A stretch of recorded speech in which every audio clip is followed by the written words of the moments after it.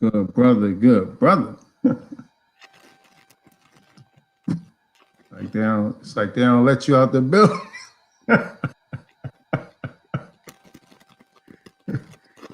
Man, Supermax season. Oh, your level's good?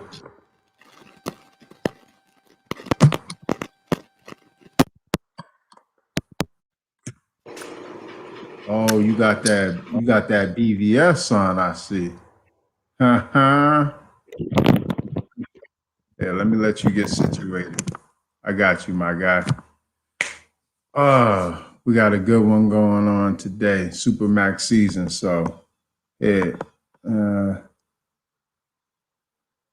Boot. You good. You good. You good. Is you good? I gotta change my headphones. Huh? I had to change my headphones. My fault. It's all good. You see, I got I'm showing off the grades. A word. They say every grade is like 10 years of wisdom or something like that. These is hard earned. Hard earned. I'm out. Listen, I love all the old head talk. I love it. Come on. Are you an official? Does grades make you an official old head? I don't know, but you made me feel like I should write a new novel, United Grades. Oh yeah, I'm with that too. I'm just trying to listen, man. I'm still learning, man. I'm just trying to make sure I'm up to speed to what's going on, man. Cause I don't got too many grades, man. Oh well, you blessed, man. You blessed. But the ones I got a long one that come out my nose. So I feel like that's pretty special. That got to be worth like 2 or 3 of them things. You got one that when you got a grade that come out your nose, that joint got to be something special or something. I don't know. Yeah, I think That's you're like right. yeah, that's like the king author of nose hair. You know what I'm saying? You pull that joint, bro. Out the notch job. Excalibur. Yeah. Man. It's a lot to talk about, man. I had to. I'm not gonna lie to you. I did a little quick. I tried to do a little couple of minutes in the news so I could be abreast on what we talking about, but I could. All I got to was the Chauvin trial, and that was pretty much it. I couldn't really catch up properly, but I'd be on that news diet, so all I caught was the Chauvin trial, really. But I feel like that's a powerful moment. I mean, I think. Oh, this is what I did find. I was like, got him. So on my YouTube feed, on my YouTube algorithm, they were like, oh, he'll like this. And there was a podcast with a former founder of Black Lives Matter, and this guy Eric. I want to say Weinstein, but it's like one is it's a really smart kind of. He leans more towards, he's central, but he leans more towards the right by people's reaction to him. But long story short, she was talking about Jordan Peterson and how she had to the Black Lives Matter movement, even though she was a co-founder, she was like, she had to realize that it was her 5 years ago. It wasn't speaking to, and I was like, I knew it. I knew it was something.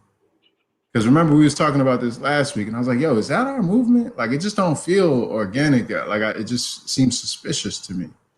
But long story short, it wasn't like she was throwing it under the bus. She was just saying as she evolved, it just didn't resonate with who she was. So there was that, and then there was the what else did I say? Oh, the George Floyd trial. I think something's gonna. I think we might be sitting on a powder keg here, my guy. Oh, you think so? At this point, I mean, you sit on a powder keg since. I mean, what? So what do you mean that? I'm just saying. So last year it was supposed to be this whole everybody was woke. Everybody, oh, finally we get it. And systemic racism, all this stuff. Everybody was on the boat. But we knew that was going to play out. It played out. But so this year, I think, when you play when somebody plays you, it's one thing. But when you play yourself, it's another thing. And I think a lot of people are going to realize that they played themselves by either not following up with the energy that they had last year, or doing things last year that when George Floyd happened that kind of painted them into a corner for this year. So like the same way you see the lady with the BLM movement flip-flopping, you're going to see a lot of people trying to say like, who am I really in a like, I mean, that's going to translate very if identity crisis. Yeah, I mean, but if they're going to if it happens that he doesn't get found guilty, which is a possibility, it things are going to go crazy, and now they're able to say, well, oh, didn't you guys tell us to defund the police? And that's why it's crazy now. It's so crazy. It's so crazy right now. And all this media cycle and everything is happening because we've defunded the police. And so it fits right. Yeah. So but let me ask you this then. Because I'm trying to have a little foresight and say, okay, so if people do go crazy, what can happen? Because your protests are planned. Is it going to be rioting? Is that really because what do you think can actually play out in terms of like, oh, he's not guilty, people are upset?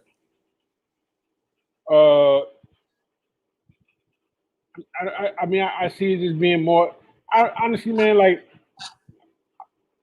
I haven't been following the case like that because ultimately, what we're on trial for, before this trial was over, we've seen 3 or 4 black young men, unarmed men, get murdered for the same thing that this one man is on trial for. And I think that's a problem.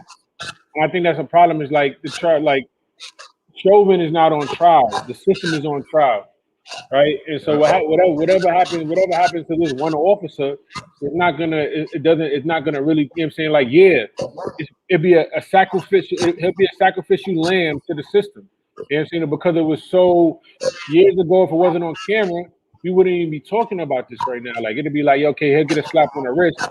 But if they're like, yo, listen, cops gotta go now. Like there's cameras everywhere. Like the system that says, listen, if you caught on camera, sometimes we just gotta go. We gotta cut them off. Whereas before, you didn't have to worry about that. You didn't have to make that executive decision as a police officer, especially as a white officer in the system.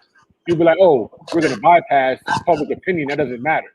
But now you can't bypass that, and so you can only use it, and you can only find ways to use it for your benefit, right? And so I think but I'm asking. That's if he's found guilty, and you're saying they're gonna serve him up, whatever.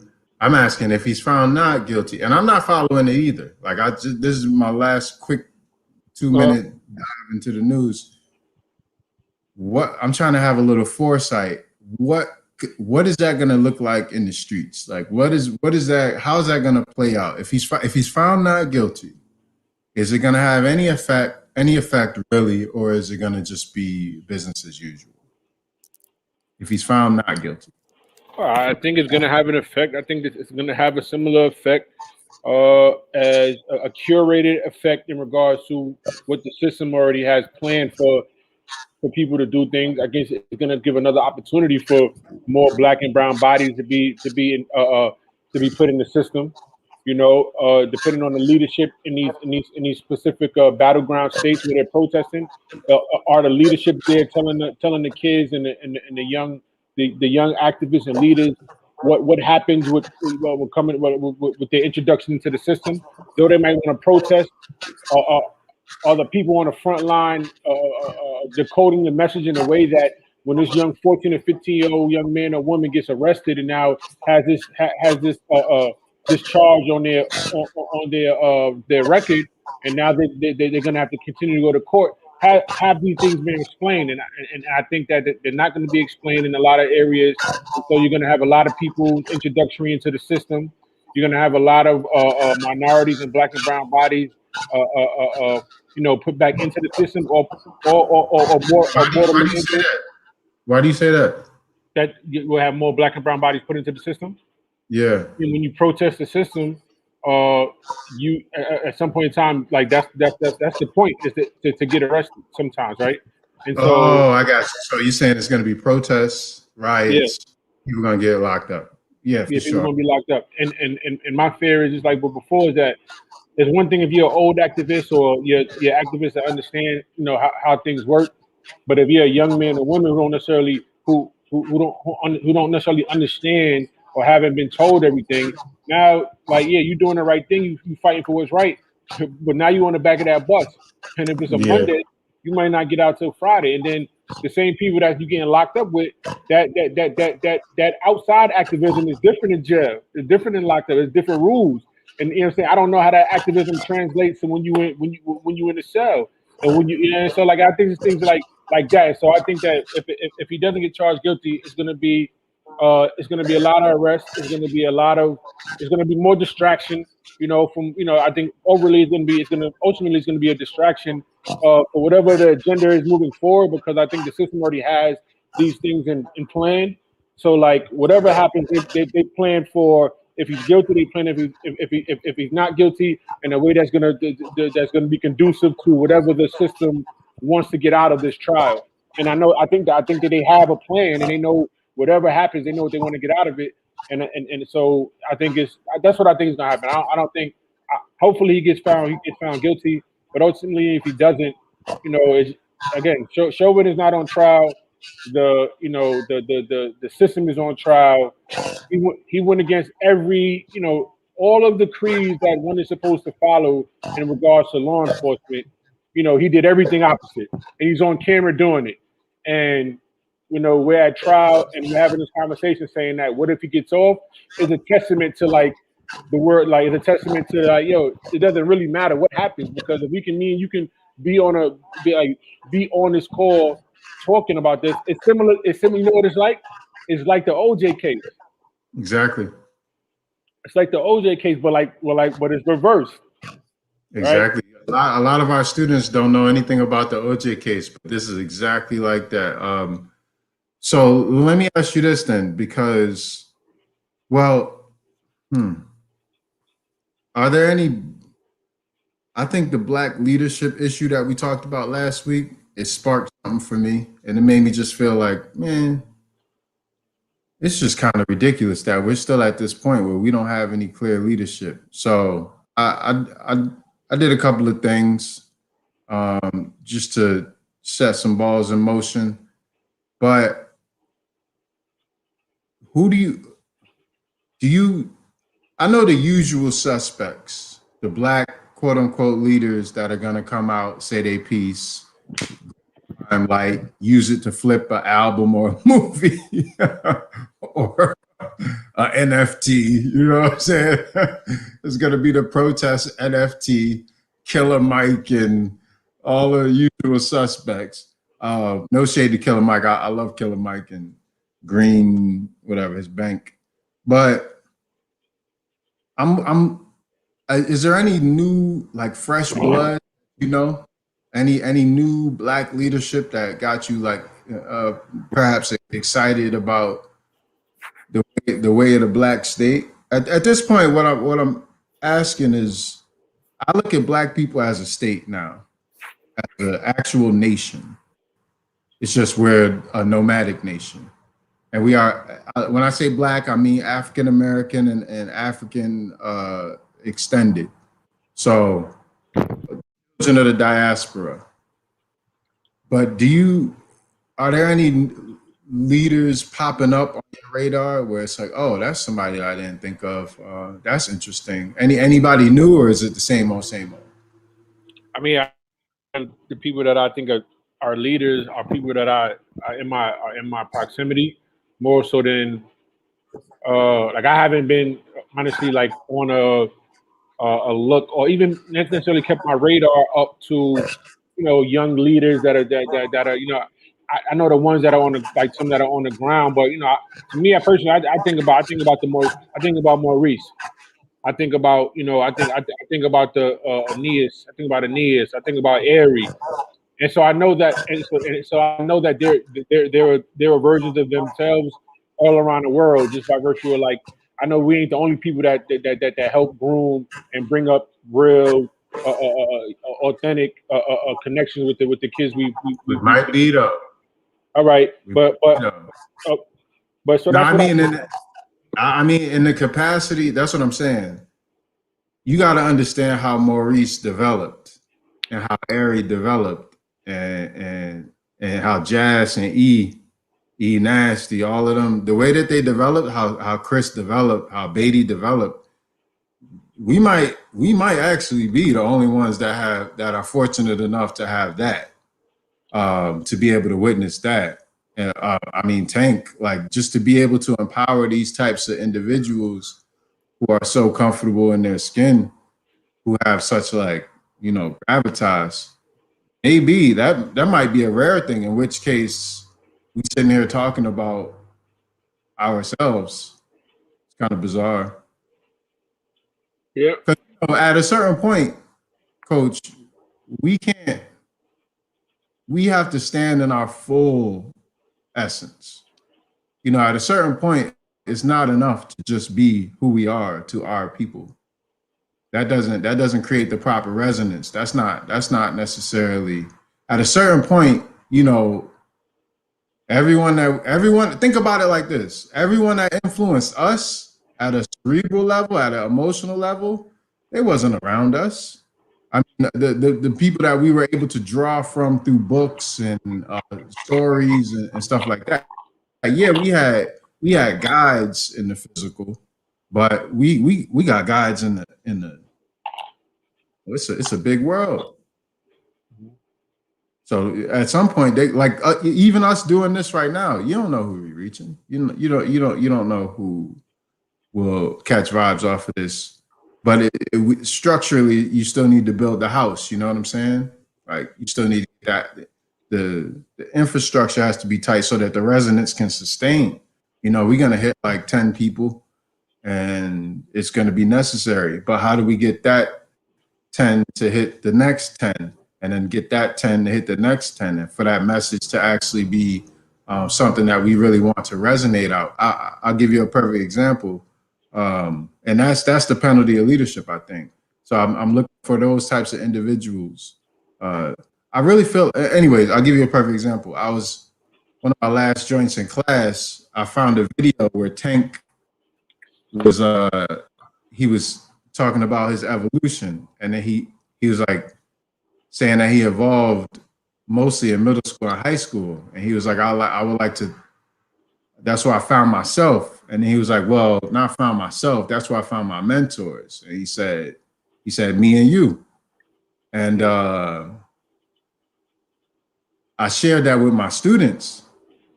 And then, oh, my Wi-Fi is.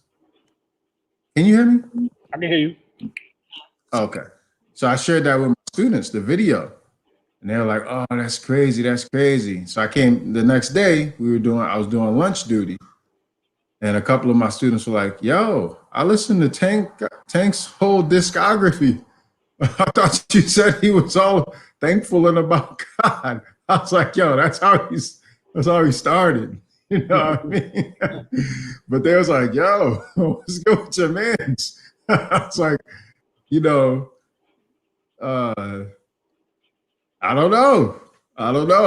You know What's the they said they read his whole discography? One of my students said, yeah, I listened to a couple of his tracks, and then the other one was like, are you kidding me? I listened to his whole discography. Like, yeah, something like that. Okay. Yeah, something like that. Like his whole catalog. That's what he said. Catalog. Okay, catalog. Okay. Yeah. I never heard that. I was trying to get put on the game. Yeah. But he was like kind of checking me with it, like, that's your man's. Like, I was like, yeah, that's my man's for sure. But like, yeah, But also, but like, how did, like, was he saying that was he saying that in a way where he was trying to process like, well, that was somebody, the person who I saw the video saying that you were his mentor, from there to this point, like he's changed, he's not the same person. Like I'm trying to see the student's vantage point. Yeah. The student was saying more at an energetic level because I presented them Tank how I knew Tank. You know what I'm saying? Like it's just a kid. He came to the most workshops. He even came to the professional development to, fine tune the skill of workshop. He was at the most open gyms on Saturdays. You know what I'm saying? He was the most receptive to like any type of game you had. He wanted to hear it. He was humble. He was, loving. And the name Thank God, how it came about when that exact workshop, when it's like he's so God driven that he might as well run with it, and so they understood him from that description, like super God driven, super receptive, hardworking, lovable, all of that. Just, big teddy bear, loving God type of figure. And then they turn on the thing and he talk about Baccarat Mist. But so, because it's funny, because it's like, all right, well, the lens we put, like the lens they put as a student, they basically paired the lens they put Tank in regards to like what they saw of him compared to what he should have been and what he should be doing from that post. It's funny if you look at it too, because it's like, he's a musician, and I mean, if on one end you could say, okay, like I heard his song, that song sounds blasphemous, but from a growth standpoint, it's like, well, he decided that he didn't want to just be a producer. He said, you know what, I'm going to be an artist, right? I'm going to start my own record label, and I'm going to be an artist. I'm going to produce, I'm going to write and produce my own tracks. And so, and it's ill because the Baccarat Mist, with a scent that I think he got put onto by one of his people or whatever the case may be is. But like in regards to his expansion as an artist, songs like that, specifically that song, speaks to his developing artistry, which also could speak to his connection with God outside of just the blasphemous music. If that's why it's because I'm just having this conversation where like we get indoctrinated by religion sometimes so much that even to the point to where like it don't make it, like we can't question it, and like, okay, if somebody says this, just like the Bible, we got to keep them in the box. Like if you do this, it's over for you going to hell. Well, it's not religion though. It's not religion that we're talking about. We're talking about your connection to source. To the source, but that's what you're saying. But I feel like the students made it sound like because of his song is a very clear indication that he's not still tapped into that same energy that he was when he was talking about. So to me, it makes it feel like maybe they have a construct of what faith looks like to them. Maybe, but they're not. Most of them aren't religious at all, so they don't have any kind of real like. I think you'll notice this as well. Most of what we're dealing with from the youth is kind of apathetic atheism. And I think that comes from a whole generation of like, we weren't really too into the church or whatever religion, but they're they don't even, as a story even, they're like, wait, so what? Like one of their favorite jokes is Jesus. They just love to like say Jesus, like just did it. I don't know, whatever they can fit Jesus into it, they get a real kick out of it. I challenged them one day. I was like, I know you're joking and this is like kind of your thing, but you probably don't want to do that just because some people actually believe in, and also, even if it's just a story about a person who had a lot of power, let's say, that survived this long, is that really the person you want to be joking about? Like, it's just, out of all the targets you can pick, that's the one you want to smoke with? Like, but it's part of their learning curve because I was way worse than that. you know, in terms of what I believed in at their age, you know. So I don't know. I kind of got lost in the cul-de-sac in that conversation. No. I was just saying. I was just trying to get to the point to where like, what was their line of thought or reasoning from what got them to I think what they were really saying was his the quality of his music was not what they like, would have expected. or has changed. Yeah, their initial thing was like rock star, Post Malone. Like no matter, I mean the first, the intro to that song is completely ratchet, but the production, the quality of it, you could just hear it's like that's a track. You know what I'm saying? They didn't get that vibe off of the other songs. I think that's really what it was about. It just took a little tangent as we was talking about it. No, yeah, but you're right. But that's why it's good to like try to because it's ill to, I want to know why what in the music, if that was the case, if the reference was based on like, whatever his connection or what his faith, like I will understand. I would want to understand that correlation because like you said, a lot of kids are not even in it, like I don't want to say a lot of kids, but I don't hear a lot of kids talking about faith based stuff. But I mean, faith based stuff is not necessarily talking about in school that much, and then kids are not even in school and on Zoom. Like, where do you have the space to even to speak about that? So I Yeah, don't. it's definitely a conversation. They don't have much, but you know, with me, obviously, you're gonna be in that space. So with me as a teacher, yeah. So it was like a multi-dimensional thing that they presented to me Uh-huh. after taking a deep dive into his music, and it made me like really. It made me think. I don't know. In terms of like leadership, more than anything, because I was telling them like the one of the coolest parts about Tank to me is that he brought the wolves with him. Like he didn't just sever ties and say I'm out. You know what I'm saying? He sponsored things and he brought his team out with him and he stayed connected and with it.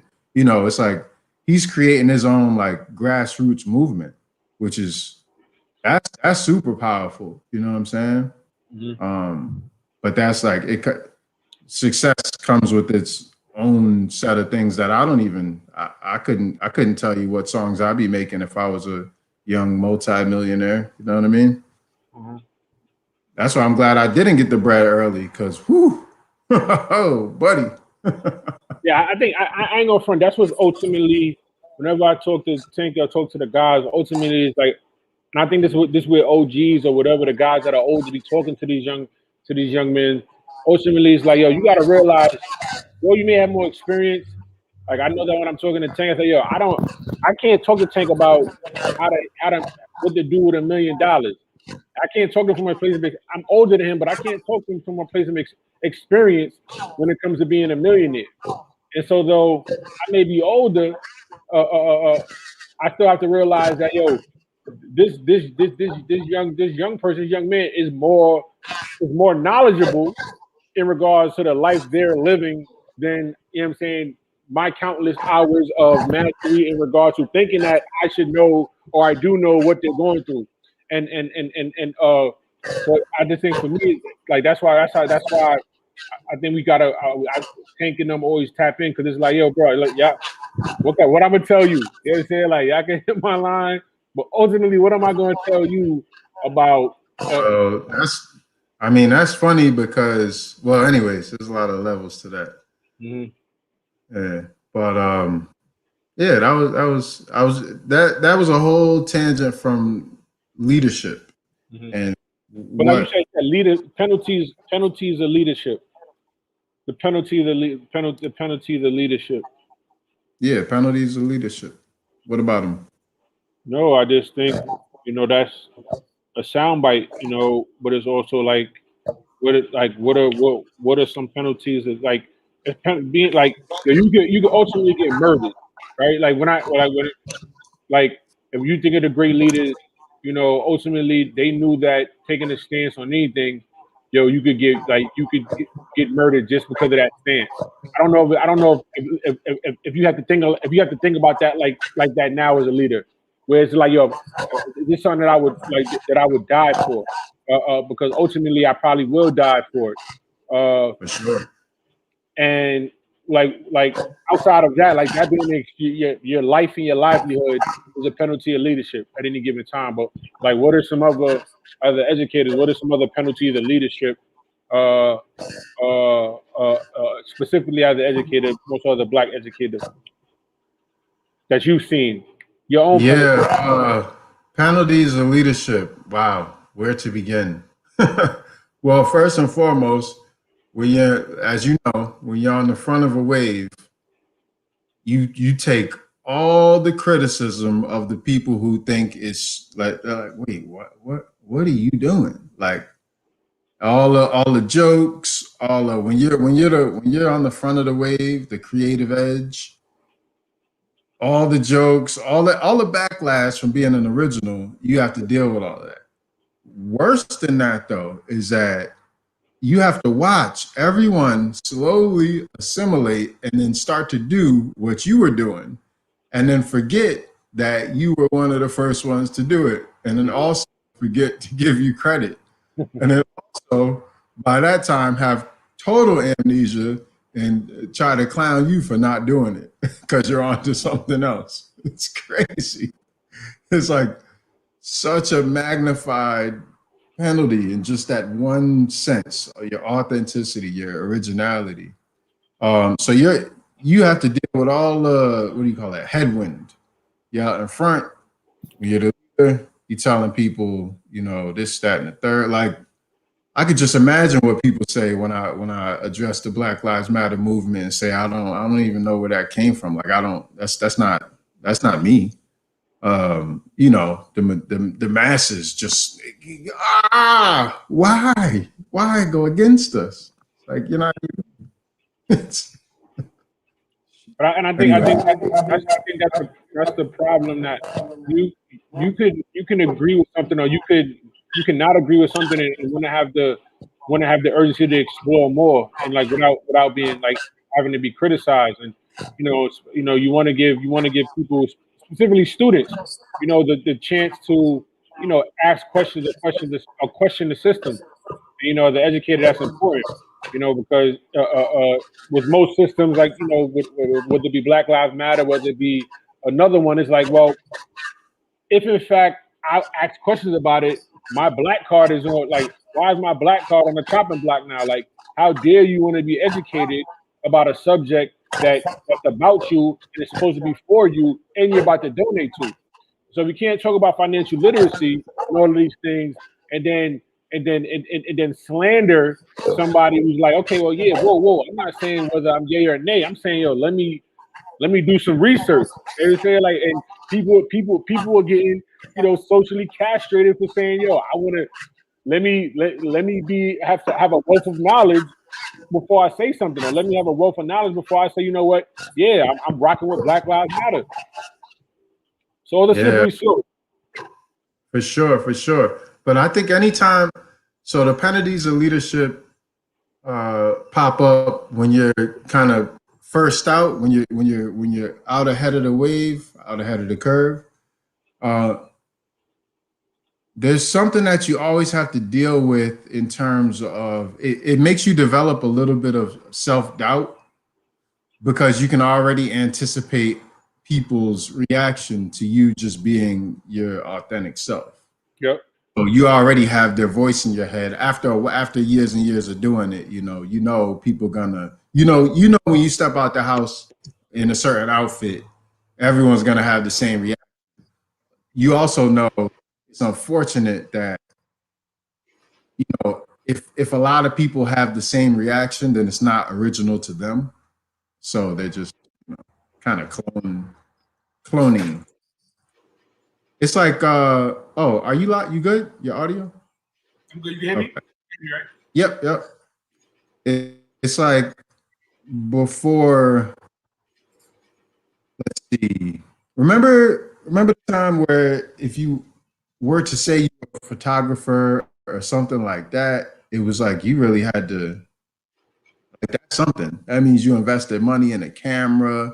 That means you did enough to take enough shots to, you probably know how to work a dark room.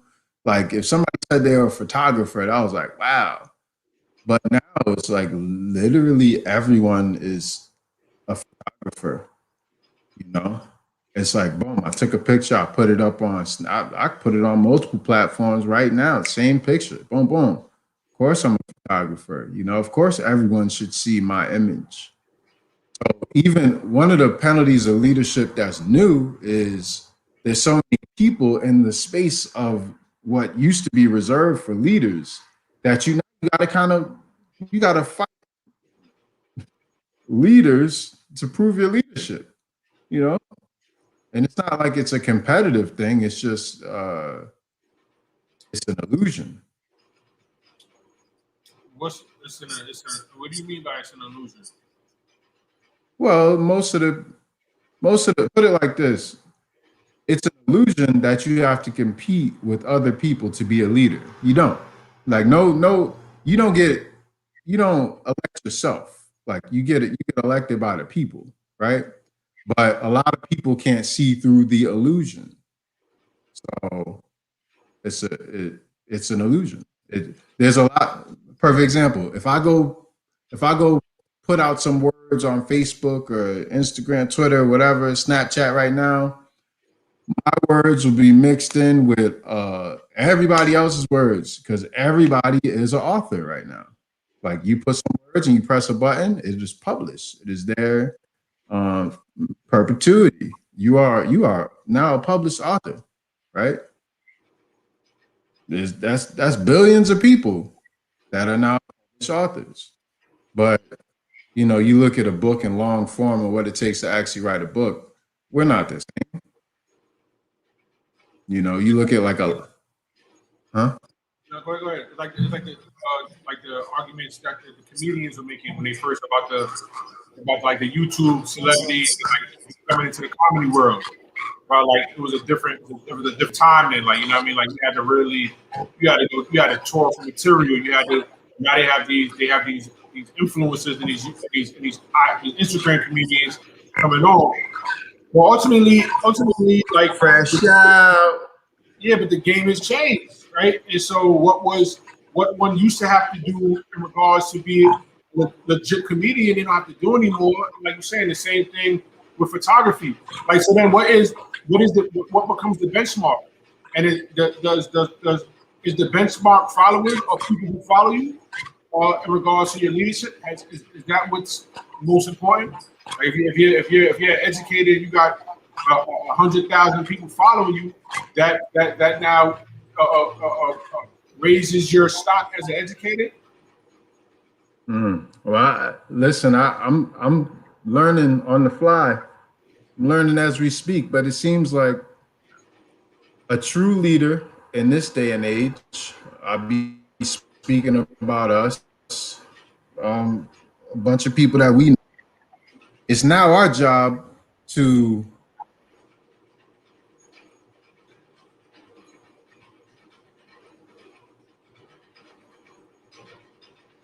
somehow we have to manage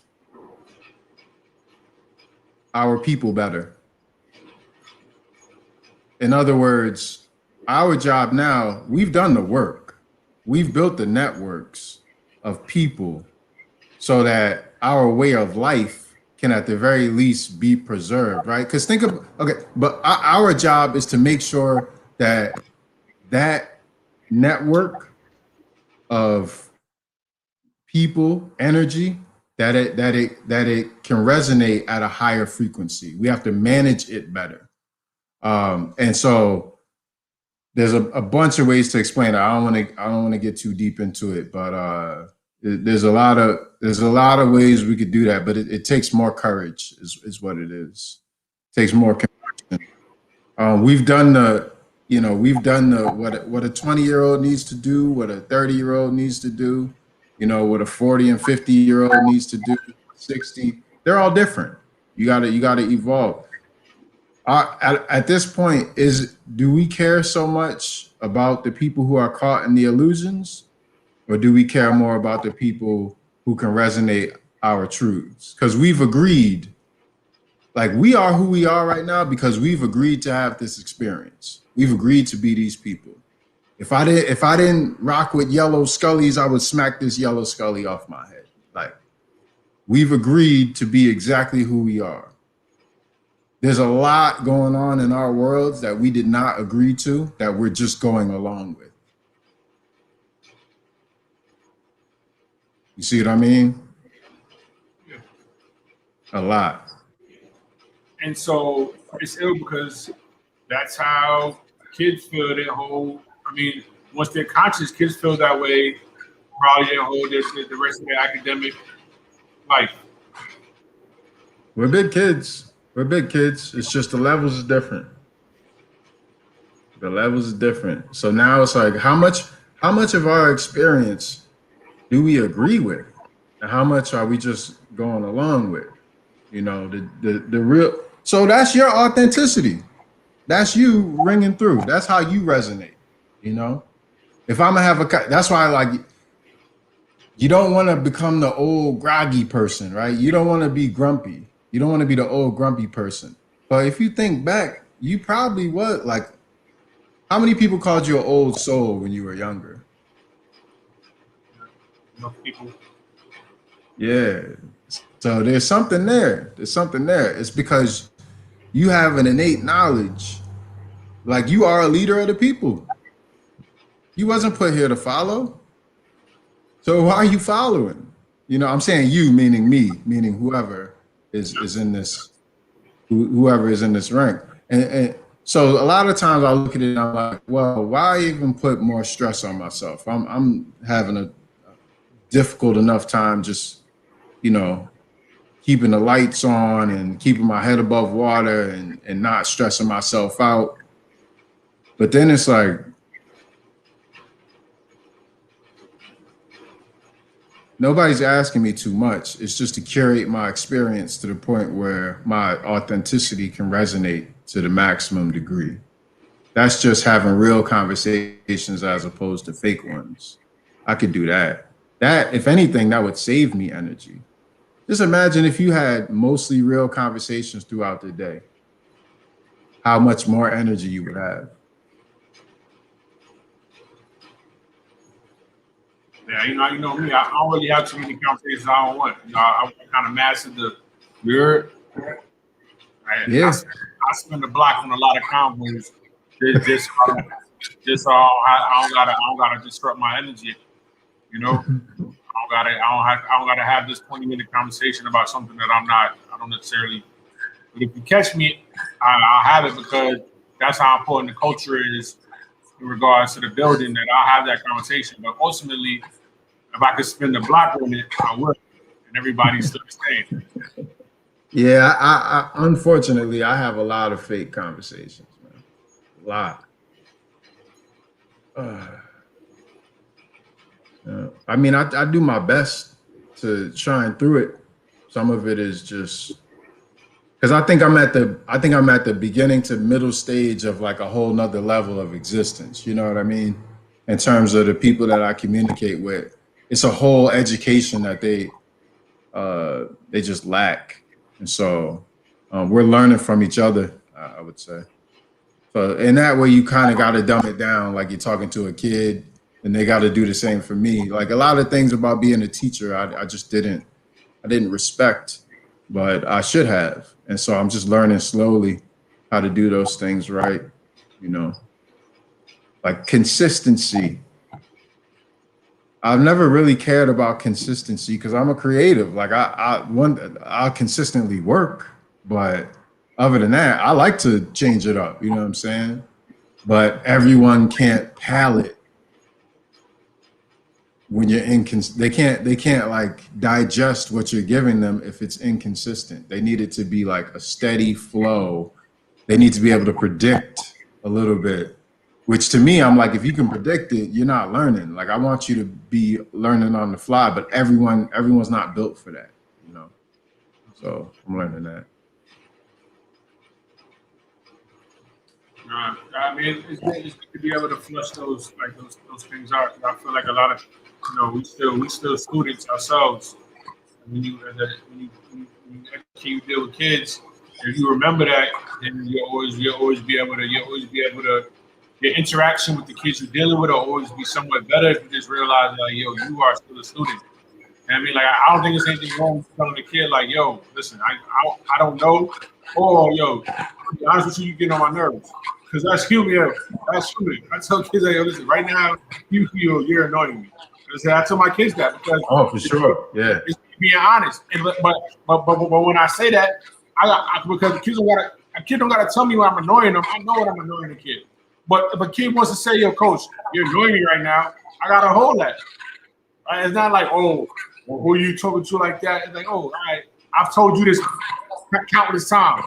So if you got on your high horse and told it to me once, I gotta be able to eat that. I can't be, who are you talking to now? I can tell you that, you can't tell me that. So you gotta stay in that space in regards to you gotta shift it up. Yeah, I think leaders are the people that you can laugh at the most, right? I think, you know what I'm saying, the leaders have some of the most perks of flaws, but they're people that, you know what I'm saying, you can see yourself in. You know what I mean? Like that's so part of whatever the flaw is. Like, I know that. I mean, my whole life I had a speech impediment, but I've always been in positions where people listen to me, even if it took me longer to say it to somebody else. But even in that's powerful, right? Like, stuttering, you listening, but meanwhile somebody else with the perfect speech pattern, you're like, nah, I just don't. It don't hit the same. So but that's what I think. Like, they say that the imperfect vessels. I don't like to use that terminology because they've been jacking that one with Trump forever. You know what I'm saying? The imperfect vessel leadership quote. But I do think that it's good for kids to see your flaws. Charles used to kick my ass every trip. It would be roast battles where he would get the best of me because I couldn't take it to the. I was like, I'm about to take it to the adult level, but I can't. So he's like he won by default, but he won because in that space he was smarter than me. Very very few people can roast Charles, man. He's too fast. He's too aggressive. Like Charles got it. Like Jose got that. You know what I'm saying? Like once Jose get on a roll, you know what I'm saying? If y'all talking that talk, you don't want to be in front of that. You don't want to be in front of Jose. There's a couple other people got that. Got it. Remember Hose had my man TJ about to melt. Remember? Freddy Krueger. Once you get on the road, man, steak and egg and cheese, boy, wrap it up. It's over. Take that. Yeah, but okay, so boom, this is what I wanted to ask you. But boom, Supermax season for the people. Like, what's that? I don't know what that is. What's that? I mean, so we all watch ball, we all watch basketball. So like, everybody was getting their Supermax season, and then the announcers started to break down, what makes somebody worthy of Supermax, and their body of work, their seasonal body of work compared to their career stats.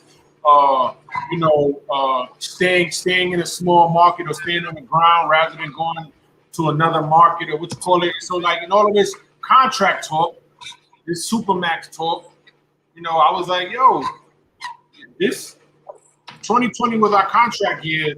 In 2021, we about to get that Supermax. You heard? Mm-hmm. And it fell in line with pocket tactic season because also before I got to the Supermax season, it was pocket tactic season because it was like anybody that tapping your pockets. But then ultimately, I was like, I don't gotta tap your pockets because it's the Supermax season. Everybody gonna know the work that we put in, so it's not gonna be a question for me to have to tap your pockets. You just gonna know when you give, you're gonna have to give in abundance. You know what I'm saying? You know what I mean? Like, and so it's Supermax season, and if you're not on that kind of time around me, then whether you young or old, respect me, no disrespect to my elders. So you could lose me with all of that. Don't look at me on the beach talking about how you proud of me. You want to see, all my kids is great and I'm such a great father. I don't want to hear that. So for the OGs, there's no disrespect. You know what I'm saying? But if you really proud of me, you really rock with me, send a check. No disrespect, but send a check because like that's the kind of time I'm on. You know what I mean? Like, so Supermax season. You heard it. Got you. All right, we 50 minutes in. We're gonna have to cut it to an hour today because I just used up 80% of my hot spot. I don't know how, my Wi-Fi is iffy. It gets crazy. Yo, relax. I see you got that BVS on though. Yeah, I'm trying to shout out to today's sponsor, my man Jube. You know what I'm saying? Shout out to today's sponsor for the drip. Jube. Be very silent. Yo, they got a website, right? Be very silent. So yeah, 7-Star Records. You go to merch on 7starrecords.com. All right. Give me 2 seconds, coach.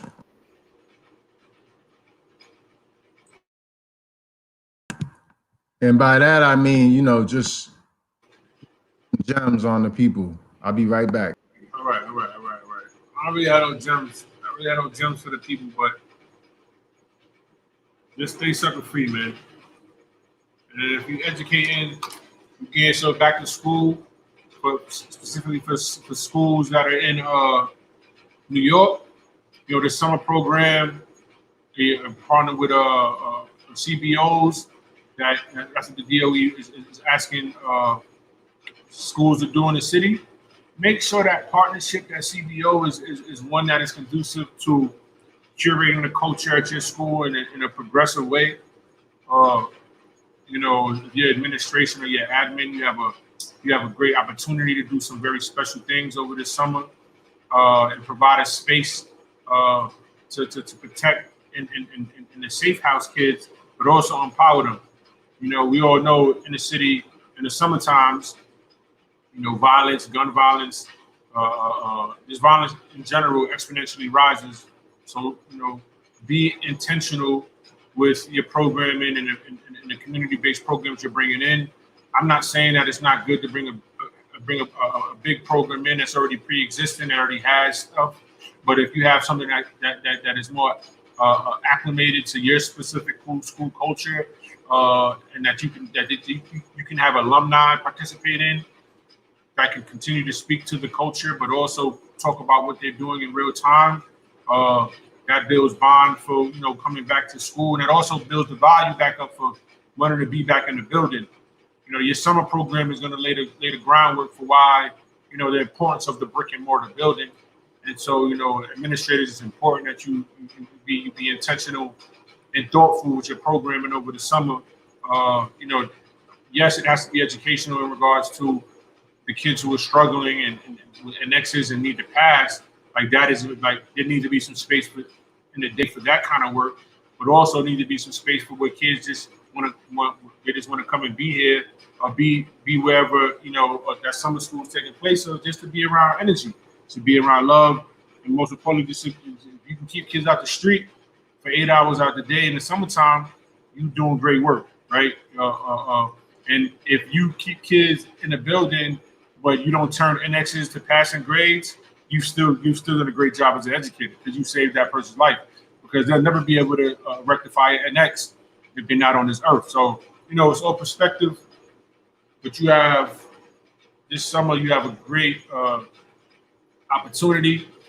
I'm pretty sure that there are going to be some budgets opening up and some money allocated to make these things happen because this is a top-down decision. So yeah, just be mindful of who you bring in, and if you ever need referrals of community-based organizations that would be a good fit for your specific school, tap in with us. We know a lot of places in New York, but we also know a lot of places around the country.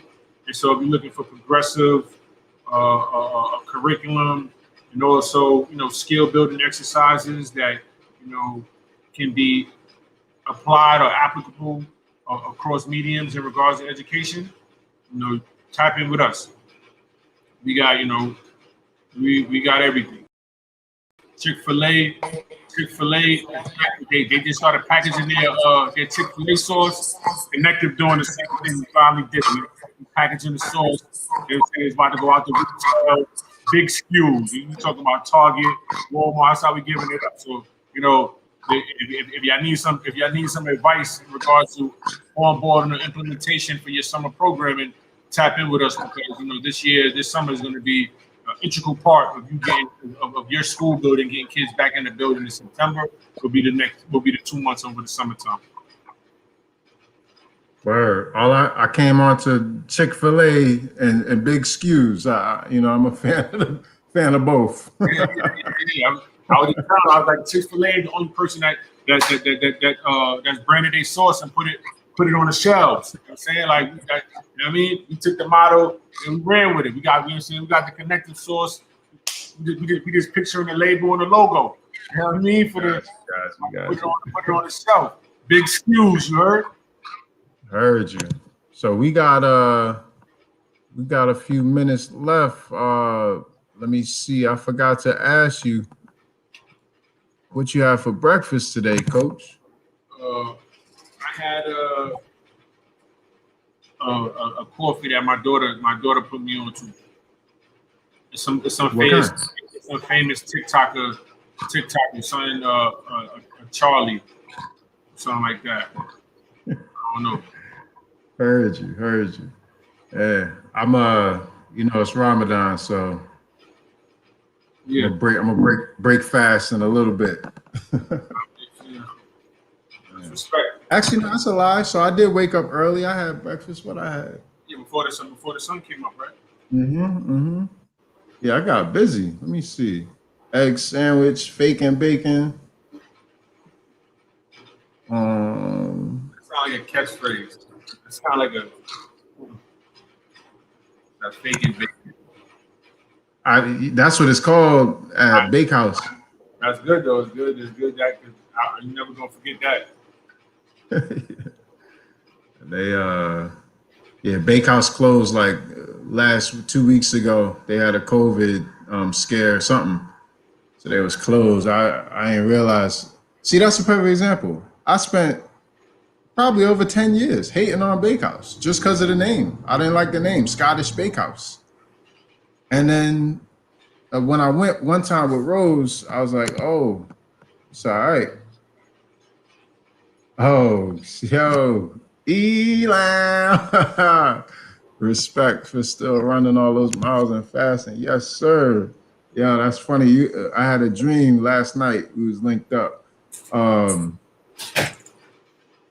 Yo, what you doing, Coach? You got the sketchy face. No, it's Tom. I was just laughing at Tom. What's up? Oh, Senor Soko. Yeah, what up?